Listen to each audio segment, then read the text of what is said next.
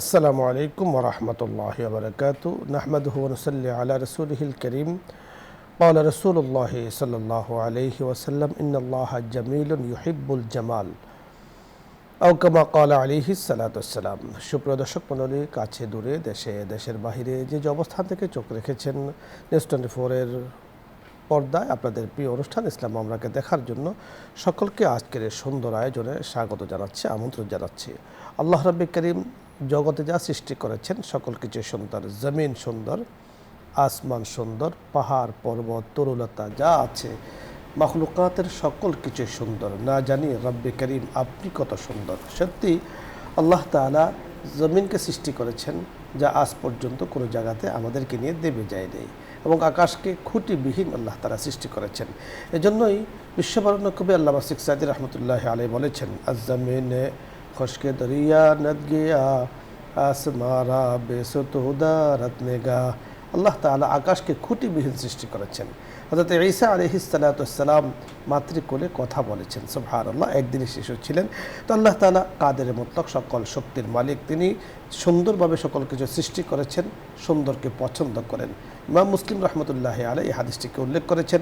আরও বিস্তারিত এই নিয়ে আলোচনা করবেন বিশিষ্ট ইসলামী চিন্তাবিদ, মিডিয়া আলোচক, মিডিয়া উপস্থাপক মুফতি মোহাম্মদ ওসমান কাসিমি, প্রতিষ্ঠাতা পরিচালক জামিয়া ইসলামিয়া আব্দুল গনি মসদুল, খিলক্ষেত, ঢাকা। আসসালামু আলাইকুম ওয়া রাহমাতুল্লাহ। মোহতারাম, কেমন আছেন? জি আলহামদুলিল্লাহ, আপনি ভালো? আলহামদুলিল্লাহ। আজকে আপনার কাছে আমরা যে বিষয়টি শুনবো, যে সুন্দর কথা শুনবো। আল্লাহ পাক আপনাকে আমাকে জগতের সকল কিছুকে সুন্দর করে সৃষ্টি করেছেন, এবং আল্লাহ তাআলা প্রতিটা সৃষ্টি এত সিস্টেমে, এত হ্যাকমত ভরায় আল্লাহ তাআলা সৃষ্টি করেছেন যে কোনো জায়গাতে কোনো ত্রুটি পাওয়া যাবে না। কেউ যদি ত্রুটি চিন্তা করে তাহলে তার সমস্যা, সৃষ্টির আল্লাহ পাকের সৃষ্টির কোনো সমস্যা নেই। আপনার কাছে এই সম্পর্কে আরও বিস্তারিত আলোচনা শুনবো। আলহামদুলিল্লাহ ওয়াকাফা ওয়া সালামুন আলা ইবাদিহিল্লাযিনা ইসতাফা, আম্মা বাদ। ইন্নাল্লাহা জামিলুন ইউহিব্বুল জামাল ওয়া ক্বালা আল্লাহু তাআলা ফি কালামিহিল মাজিদ আল ফুরকানিল হামিদ, কুল ইন কুনতুম তুহিব্বুনাল্লাহা ফাত্তাবিউনি ইউহিব্বুকুমুল্লাহ। আল্লাহ পাকের অশেষ রহমত, আল্লাহ রাব্বুল আলামিন আমাদেরকে এই পৃথিবীতে প্রেরণ করেছেন। আজকে যে বিষয়টি নির্ধারণ করা হয়েছে এটা অত্যন্ত সুন্দর একটি বিষয়, যে আল্লাহ সুন্দরকে পছন্দ করেন। আপনি দেখবেন যে কেউ যদি কবিতা লেখে, তার কবির যে মনের ভাব, তার ভিতরে যে সৌন্দর্যতা আছে, তার মনের ভিতরে যেই আকুলতা আছে, তার সৌন্দর্য আছে, সেটাকে তার কবিতার, তার লিখনীতে সে ফুটিয়ে তোলে। তো আল্লাহ রাব্বুল আলামিন কত সুন্দর, এটা যদি আমরা অনুভব করতে পারবো না, যদি একটু চিন্তা করি, তাহলে আপনি পৃথিবীর দিকে আপনি যদি তাকান, যে আল্লাহ এরকম সুন্দর একটি জমিন আমাদের জন্য দিয়েছেন, এবং তার উপরে খুঁটিবিহীন 7টা আসমান তৈরি করেছেন, সাথে বড় বড় 2টা লাইট দিয়েছেন, একটা চন্দ্র দিয়েছেন, একটা সূর্য দিয়েছেন, যেটা প্রতিদিন এক একটা টাইমে সে উঠে আবার সে ডুবে যায়। তো আল্লাহ রাব্বুল আলামিনের যদি কুদরতের সৌন্দর্যকে আমরা একটু অনুভব করি, যে আল্লাহ কত সুন্দর, তার সৃষ্টির দিকে তাকাইলে আমরা দেখতে পাই আল্লাহ রাব্বুল আলামিন লাকাদ খালাকাল ইনসানা ফি আহসানি তাকওয়িম, যে আল্লাহ রাব্বুল আলামিন কোরআনে পাকে ঘোষণা করেন যে আমি মানুষকে সৌন্দর্য রূপ দিয়ে তৈরি করেছেন। আমরা একটা দুনিয়াতে একটা মানুষের সৌন্দর্যকে দেখতে গিয়ে সারা পৃথিবীর থেকে লোক আসে তাকে সৌন্দর্য, সে লোকটা এত সুন্দর, তাকে দেখার জন্য, একটা ভালো খেলোয়াড়কে দেখার জন্য, একটা ভালো সিঙ্গারকে দেখার জন্য দূর দূরান্ত থেকে হাজার হাজার লাখ লাখ মাইল দূর থেকে মানুষ এসে পড়ে এবং হাজার হাজার কোটি টাকা নষ্ট করে। কিন্তু আল্লাহ রাব্বুল আলামিন যে সৌন্দর্যটা এই পৃথিবীতে দিয়েছেন, মানুষকে, জীবকে এই পৃথিবীতে প্রেরণ করেছেন, সেটাকে আপনি কোটি কোটি গুণ ভাগ করার পরে তার কিঞ্চিত পরিমাণ আল্লাহ এই পৃথিবীতে দিয়েছেন। তাহলে আল্লাহ কত সুন্দর। আমাদের এটার উপর লক্ষ্য করে, এটা চিন্তা করে আমাদের জীবনকে সুন্দর করতে হবে। আল্লাহ রাব্বুল আলামিন যেরকম বলেছেন যে ইন কুনতুম তুহিব্বুনাল্লাহ ফাত্তাবিউনি ইউহিব্বুকুমুল্লাহ, আল্লাহ রাসূল বলেন যে আল্লাহর এই সৌন্দর্যটা, আল্লাহকে যদি তুমি পেতে চাও, আল্লাহর মায়া, মমতা, জান্নাত, আল্লাহর যে নিয়ামতকে পেতে চাও, তাহলে তোমরা আল্লাহর রসুলকে অনুসরণ করো, আমাকে অনুসরণ করো, তাহলে আল্লাহ তোমাকে ভালোবাসবে, আল্লাহর সৌন্দর্যতাকে তুমি পাবে। তেমনিভাবে আল্লাহর যেই চিন্তা চেতনা সেটা কিঞ্চিত আমাদের রসুল পাক সাল্লাল্লাহু আলাইহি সাল্লামের মাধ্যমে সেটাকে পৃথিবীতে মানুষের মাধ্যমে প্রেরণ করেছে। যেমন রসুল পাক সাল্লাল্লাহু আলাইহি সাল্লামের যে আখলাক চরিত্র, এটা কিন্তু আল্লাহ রাব্বুল আলামিনের গুণ থেকে কিঞ্চিত পরিমাণ তার বন্ধু রসুল পাক সাল্লাল্লাহু আলাইহি সাল্লামের মাধ্যমে আমাদের এই পৃথিবীতে প্রেরণ করেছেন। আমরা যদি সেটার দিকে তাকাই যে আল্লাহ রাব্বুল আলামিন কিরকম তার গুণ, আমরা রাসূলের দিকে তাকাইতে পারি, রাসূলের হাদিসের দিকে তাকাইতে পারি যে রাসূল কিরকম ছিলেন, তার মায়া কিরকম ছিলেন, তাহলে আল্লাহর মায়া কত হবে। রাসূলের মুহাব্বত তার উম্মতের জন্য কত, কিন্তু আল্লাহর মুহাব্বত তার উম্মতের, তার বান্দার জন্য কিরকম হবে, সেটা যদি আমরা লক্ষ্য করি তাহলে আল্লাহর সেই গুণ, আল্লাহর সৌন্দর্যকে আমরা অনুভব করতে পারবো। আপনি বড় চমৎকার বলছিলেন। দর্শক মণ্ডলী, আল্লাহ রাব্বুল কারীম সূরাত তিনের 3 নম্বর আয়াতে, যেটা আমাদের মুহতারাম মুফতি সাহেব তেলাওয়াত করেছেন, লাকাদ খালাকনাল ইনসান ফি আহসানি তাকওয়িম, ঠিক সূরাত তাগাবুনের 3 নম্বর আয়াতে আল্লাহ তাআলা ইরশাদ করেছেন, খালাকাস সামাওয়াতি ওয়াল আরদ বিল হাক্কি ওয়া সাওয়ারাকুম ফাআহসানা সুওয়ারাকুম ওয়া ইলাইহিল মাসির। ঠিক আল্লাহ রাব্বুল কারীম সূরা বনী ইসরাঈলে আল্লাহ তাআলা ইরশাদ করেছেন, ওয়ালাকাদ কাররামনা বনী আদম, অর্থাৎ মানুষকে সুন্দরভাবে সৃষ্টি করেছেন, সুন্দর অবয়ব দিয়ে সৃষ্টি করেছেন এবং সর্বোচ্চ মর্যাদা রাব্বুল কারীম আমাদেরকে দান করেছেন। সুবহানাল্লাহ, সর্বোচ্চ মর্যাদা কত বেশি যে জগতের মাঝে আল্লাহ পাকের যত সৃষ্টি আছে সকল সৃষ্টি সুন্দর, সুন্দর থেকে সুন্দরতম। আহসান, আহসান মানে অতি সুন্দর দিয়ে আল্লাহ তাআলা আপনাকে আমাকে সৃষ্টি করেছেন। তো এই সৌন্দর্যতা ধরে রাখার দায়িত্ব কিন্তু আমাদের আমল দ্বারা, আমাদের স্বভাব দ্বারা, আমাদের চরিত্র দ্বারা, আমাদের কথোপকথন দ্বারা, আমাদের ব্যবহার দ্বারা, আমাদের মুআমালাত দ্বারা, আমাদের মুআশারাত দ্বারা, আমাদের লেনদেন দ্বারা, আচরণবিধি দ্বারা এই সৌন্দর্যতাকে প্রকাশ করতে হবে। আল্লাহ রাব্বুল কারীমের সৌন্দর্যতা বান্দা যত বেশি প্রকাশ করবে আল্লাহ তাআলা তার উপরে কিন্তু খুশি হন। এজন্যই ইমাম মুসলিম রাহমাতুল্লাহি আলাইহি রাসূলের হাদিস উল্লেখ করেছেন যে তিনি যেহেতু সুন্দরতম করে আল্লাহ পাক সকল কিছু সৃষ্টি করেছেন, তাই সুন্দরকে তিনি পছন্দ করেন। ইউহিব্বুল জামাল, সুন্দরকে পছন্দ করেন। তবে এই সৌন্দর্যতা হলো পবিত্রতা অর্জন করে সৌন্দর্যতা। সর্বপ্রথম সৌন্দর্যতার যে মাধ্যম তা হলো শিরিক থেকে মুক্ত জীবন ধারণ করা, অর্থাৎ ইন্নামাল মুশরিকুনা নাজিস, শিরিক নাপাক, এর থেকে দূরে থাকতে হবে সম্পূর্ণরূপে। এরপরে নেক আমল দ্বারা, সিবগাতুল্লাহি ওয়া মান আহসানু মিনাল্লাহি সিবগা, আল্লাহ পাকের সুন্দর গুণ দ্বারা নিজেদেরকে যে আমল আল্লাহ তাআলা দিয়েছেন, সালাত, যাকাত, নামাজ, হজ, সুন্দরতম আচরণ, সব কিছু দিয়ে নিজের জীবনকে সুন্দর মণ্ডিত করতে হবে। আল্লাহ রাব্বুল কারীম আমাদেরকে তৌফিক দান করুন। দর্শক মণ্ডলী, আলোচ্য বিষয় নিয়ে আমরা কথা বলছিলাম। আপনার যদি এই বিষয় নিয়ে কোনো কিছু বোঝার থাকে, কোনো মাসলা মাসাইল জানার থাকে, আপনি প্রশ্ন করুন, আমরা চেষ্টা করব কথা বলার জন্য। প্রথমে যিনি আছেন, আসসালামু আলাইকুম ওয়া রাহমাতুল্লাহ, দর্শক নাম বলে পরিচয় দিয়ে প্রশ্ন করুন।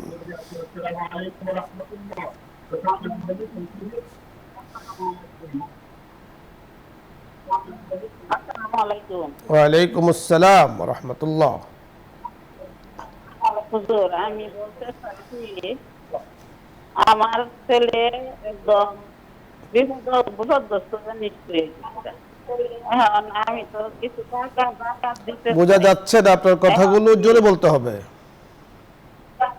ওই আমার ছেলে জি, একদম নিশ্চয় হয়ে গেছে আর কি, অচল হয়ে গেছে। জি জি। এখন ছেলের একটা ছেলে হাফিজ মাদ্রাসায় পড়ে, জি এখন তার অবস্থা বেশি ভালো না। জি। এখন আমি যে কিছু টাকা জাকাত দিই, ওই জাকাতটা কি আমার নাতিকে দিতে পারবো? বুঝতে পেরেছি, ধন্যবাদ আপনাকে। আমরা আলোচনা করছি, বুঝতে পেরেছেন। জি, মানে ওনার ছেলের ঘরের নাতি, সে মাদ্রাসায় পড়ে, তাকে যদি সে সহযোগিতা করে সে দিতে পারবে কিনা। আপনার নাতিকে সহযোগিতা চাইলে আপনি করতে পারবেন, কারণ আপনার নিজের নাতি, আপনার টাকা দিয়ে তাকে পড়াবেন বা জামা কাপড় দিবেন, অর্থাৎ আপনি সহযোগিতা করতে পারবেন, কিন্তু যাকাতটা দেওয়া যাবে না। যদি জাকাত দিতে চায় জাকাত দেওয়া যাবে না। জানার যে বিষয়টি তা হলো জাকাত। কারণ জাকাতের যে মূলনীতি, এতে মনে রাখতে হবে নিজের পিতামাতাকে দেয়া যায় না, নিজের সন্তান আদিকে দেয়া যায় না। সন্তান আদি বলতে নাতি পুতি ইত্যাদিকে, অর্থাৎ উসুল আর ফরো, শরীয়তের পরিভাষায় শব্দগুলো ব্যবহার করা হয়েছে। উসুল মানে আপনার বাবা মা, ফরো মানে আপনার সন্তান আদি, এদেরকে দিতে পারবেন না। তার মানে আপনি আপনার জেনারেল যে অর্থ নিজের জন্য ব্যয় করেন সেটা আপনার ছেলে যেহেতু অচল, তার চিকিৎসা বাবদ, নাতিদের বাবদ আপনি অবশ্যই দিতে পারবেন, দেওয়া উচিত। যে আল্লাহ আপনাকে তৌফিক দিয়েছেন জাকাত দেওয়ার, সে আল্লাহ আপনাকে তৌফিক দেবেন ওদেরকে সহযোগিতা করার। পরবর্তী দর্শক, জি আসসালামু আলাইকুম রহমতুল্লাহ। ওয়ালাইকুম আসসালাম ওয়া রাহমাতুল্লাহি ওয়া বারাকাতুহু। হুজুর, জি আমি বলতেছি মোহাম্মদ ইকরামুল হক, জি আমনডাঙ্গা গাইবান্ধা থেকে বলছিলাম। ভালো আছেন হুজুর আপনারা? আলহামদুলিল্লাহ, আল্লাহ তাআলা ভালো রেখেছেন। আমি একটা জিনিস জানতে চাই হুজুর, ওই পর্দা করা ফরজ না হুজুর? জি ফরজ। নারীরা পর্দা করে, অনেক নারীরা দেখি যে মুখ খোলা রাখে, পাও খোলা রাখে, ইসলাম কি বলে? ইসলাম অনেক কিছুই বলে। ধন্যবাদ ইকরাম সাহেব, আমরা কথা বলছি, আপনার সাথে থাকুন। জি আলহামদুলিল্লাহ ভাই, খুব সুন্দর একটি প্রশ্ন করেছেন। আসলে আমাদের হানাফি মাযহাব অনুযায়ী পর্দার হুকুম হলো যে মেয়েরা তাদের মুখমণ্ডল পর্যন্ত, মুখমণ্ডলও তাদের পর্দার একটা অংশ, সেটাও কি ঢেকে রাখবে, সেটাও ঢেকে রাখবে, মুখমণ্ডল সহ ঢেকে রাখতে হবে। আপনি চমৎকার বলেছেন। দেখুন, পর্দার যে বিধান, এই বিধানটা শুধু নারীর জন্য না, শুধু পুরুষের জন্য না, অর্থাৎ সকলের জন্যই পর্দা। নারীর জন্য যেমন পর্দা, পুরুষের জন্য পর্দা। আমাদের ইকরাম সাহেবকে একটু শুধরাতে চাই যে মেয়েদের জন্য পর্দা নয়, মেয়েদের জন্য ও পর্দা, পুরুষের জন্য ও পর্দা, এবং দুটোর পক্ষে দলিল রয়েছে। এখন আপনার জানার বিষয় হলো মেয়েদের যে পর্দা, সে পর্দায় মুখমণ্ডল এটাকে ঢেকে রাখতে হবে কিনা। পবিত্র কোরআনে পরিষ্কার ভাষায় এসেছে তারা যেন তাদের চেহারাকে ঢেকে রাখে, তাদের চেহারার উপরে যেন চাদর দিয়ে রাখে, যাকে জিলবাব বলা হয়েছে। অর্থাৎ তারা উজুহুন্না, তাদের চেহারার উপরে যেন তারা জিলবাব ঢেকে রাখে। তো জিলবাব মানে হলো চাদর বা পর্দা দিয়ে চেহারাটাকে ঢেকে রাখা, যাতে করে মানে অন্য কেউ না দেখে, এটাকে দেখতে রাখা। তবে তার পথ চলার জন্য যতটুকু প্রয়োজন, চক্ষু অথবা এখানে সুন্দর ব্যবস্থা আছে, সুন্দর চশমা ব্যবহার করতে পারে অথবা কালো চশমা ব্যবহার করতে পারে, পথ চালাতে কোনো সমস্যা নেই। এখান থেকে বুঝতে পেরেছি যে নারীরা শুধু ঘরেই থাকবে, বের হতে পারবে না প্রয়োজনে, বিষয়টি এমন নয়। এজন্য খুব সুন্দরভাবে শরীয়তের যে নির্দেশনাগুলো আছে এগুলো বুঝতে হবে, সে অনুযায়ী চলতে হবে। ঠিক অনুরূপভাবে পুরুষ, তাদেরও পর্দা রয়েছে, তারা যেদিক সেদিক তাকাবে তা নয়। এজন্য রাসূল আকরাম সাল্লাল্লাহু আলাইহি সাল্লামের কাছে আল্লাহ তাআলা সূরা আবাসা নাযিল করেছেন এই পুরুষের পর্দা সংক্রান্ত বিষয় নিয়ে। ধন্যবাদ। পরের দর্শক, আসসালামু আলাইকুম রাহমাতুল্লাহ। আসসালামু আলাইকুম। ওয়ালাইকুম আসসালাম। আমার প্রশ্ন ছিল। জি বলুন। জি হুজুর, আমার প্রথম প্রশ্ন হলো, আপনাদের সময়টা আপনি মাত্র 15 মিনিট কথা বলেন। দ্বিতীয় প্রশ্ন হলো আমার, আমি তো প্যারালাইসিস, তো শীতের মধ্যে আমি চাচ্ছি মোজা পায়ে দিয়ে সবসময় রাখলে টাইম টু টাইম, তো মাসে কিভাবে ওই পায়ের নিচের থেকে উপরে না। অত্যন্ত গুরুত্বপূর্ণ প্রশ্ন করেছেন, আমরা বুঝতে পেরেছি। সময় বাড়ানোর যে বিষয়টি আপনি প্রস্তাব দিয়েছেন, এই প্রস্তাবটা নিয়ে আরও অনেক কথা আসছে, ইনশাআল্লাহ বিবেচনা চলছে, আলোচনা চলছে, আল্লাহ তাআলা যেন সেটাকে কবুল করেন। আর যে মাসআলাটি জানতে চেয়েছেন, বিশেষ করে শীতকালে, এই মাসআলাটা আমাদের অনেকেরই প্রয়োজন, মোহতারামের কাছে আমরা শুনব। জি, খুব সুন্দর প্রশ্ন করেছেন। বর্তমান অনেকেই এই দরকার হয়, বা শীতকালে বারবার অজু করতে সমস্যা হয়। আপনার যে চামড়ার যে মোজাটা আছে, চামড়ার মোজা যদি আপনি পরেন, চামড়ার মোজার উপর আপনি মাসে করতে পারবেন। মাসের সিস্টেম হলো যে আপনার এই হাতের 4 আঙ্গুল, আপনার যে পা আছে, পায়ের আঙ্গুল থেকে এভাবে আপনি মাসে করে দিবেন।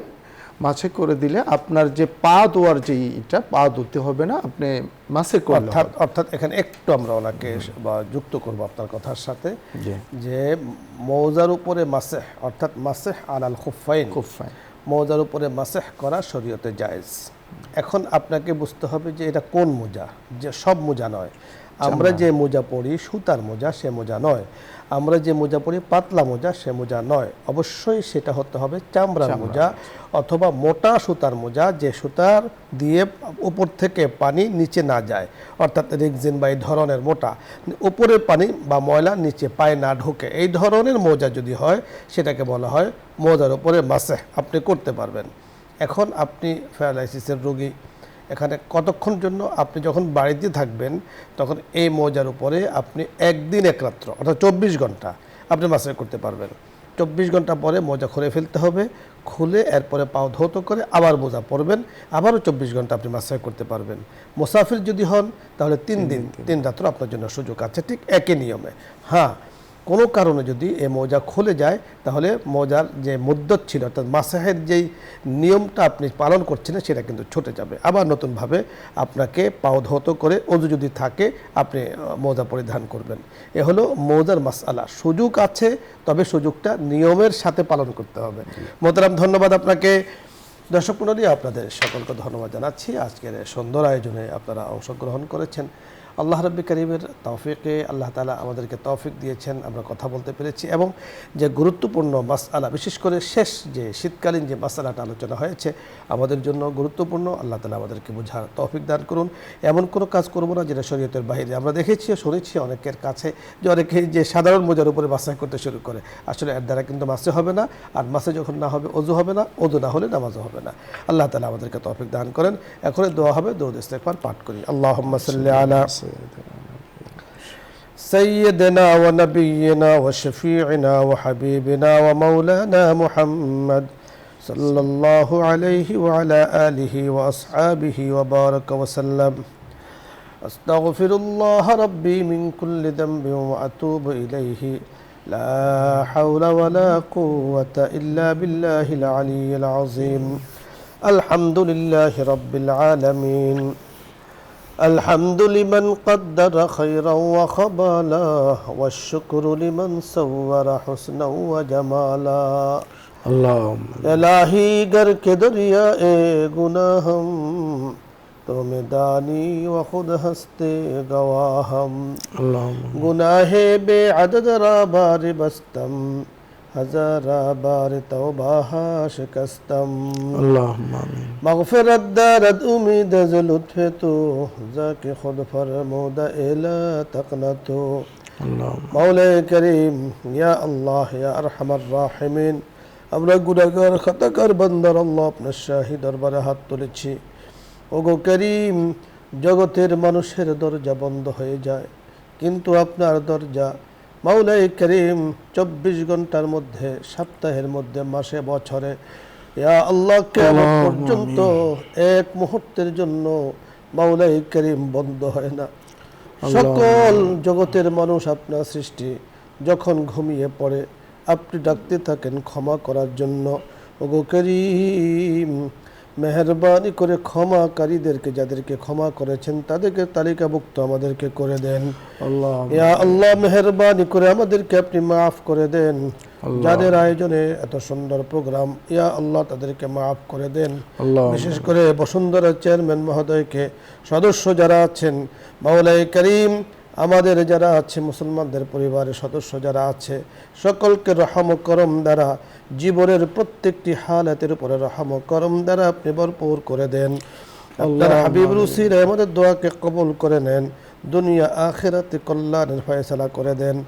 আমিন। বিহুরমাতি সাইয়্যিদিল মুরসালিন। আলহামদুলিল্লাহি রাব্বিল আলামিন।